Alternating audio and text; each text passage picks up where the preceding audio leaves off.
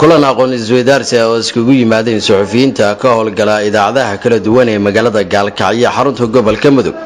kulankaasi ayaa lagu gorofeynayay suxufiyiinta sida ay uga qayb qaadan karaan horumarka dalka, kobcinta dhaqaalaha, joojinta colaadaha iyo waliba tabinta wararka wanaagsan. ugu horeyntii munaasabadaasi aqoon isweydaarsiga waxaa ka hadlay isku duwaha wasaaradda warfaafinta gobolka Mudug, Cabdinaasir Badal Qalaf. munaasabadana furan macnaha istaaga hadalka loo istaagin dhalinyarada saxafiyiinta gobolka Mudug walaalaha saaxiibada oo ku shaqeeya macnaha magaalo Soomaaliya dagaalkeedu ka bilowday ummadda Soomaaliyeed oo dhan ay isugu timid marka si gaar ah macnaha magaaladan u leedahay tixgelin gooniya hay'adda Relief International iyo ururka MAM iyo ururka Mojo gabdhaha iyo dhammaan marti sharafta oo salaamaya si gaar ah u mahadcelinaya hay'adda Relief International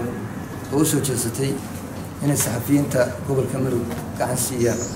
tababaran maadaama hay'adaas si gaar ah ay noo taageerto wasaaradda warfaafinta maadaama baahida warfaafinta tiin dawladda Puntland si gaar ah u qadarin doonta hadii Ilaahay ilmo waxaan hadalkayga soo gabagabeynayaa munaasabadu waa inoo furan yahay waana mahadsantihiin. sidoo kale kulankaasi aqoon isweydaarsiga waxaa ka hadlay Maxamed Jaamac oo ah xildhibaan ka tirsan golaha deegaanka ee magaalada Gaalkacyo. Salaamaya suduha wasaaradda iyo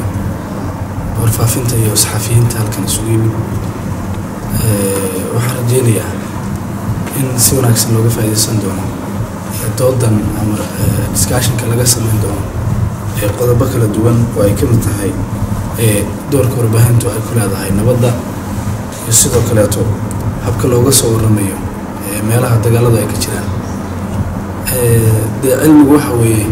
dadka maskaxdooda isku tagtay ayuu ku jiraa waxaan rajeynayaa inteena markaan wax isku biirino wax miro dhal ah oo waxa weeye Puntland iyo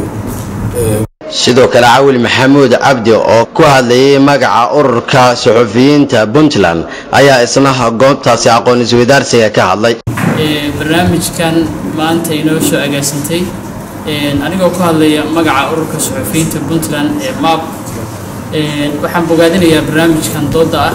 oo saaka aynu uga wada hadli doono haddii idmo ka doodida doorka wariyaha ama suxufiyiinta nabadda iyo dhismaheeda iyo sidoo kale ka waramida goobaha colaadda ama xasaasiyad ka jirto doodaas aynu ku kala faa'iideysan doonaa runtii dad waxaan nahay aqoon durugsan oo leh warbaahintii haba aynu ku kala sareynay haddana waxaa muhiim ah maanta oo kale qof walba inuu fikirkiisa cabiro isla markaana uu faa'iido aqoon isaga ka maqan. ugu dambeyntii Cumar Yare oo ka socda hay'adda Relief International ayaa goobtaasi aqoon isweydaarsiga iskugu yimaadeen suxufiyiinta ka hadlay.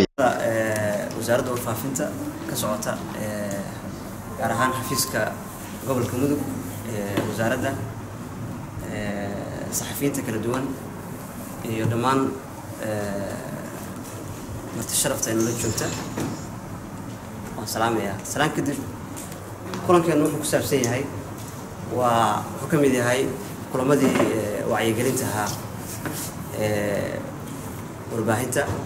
kulankan iskugu yimaadeen suxufiyiinta ka howlgala magaalada Gaalkacyo xarunta gobolka Mudug ayaa ku wada gorofeynaya qaabka ugu wanaagsan ee tabinta wararka wanaagsan ay ugu tabi lahaayeen. Cabdullaahi Maxamed Sheekhdon Cabdullaahi Xudayfi, Star TV, Gaalkacyo.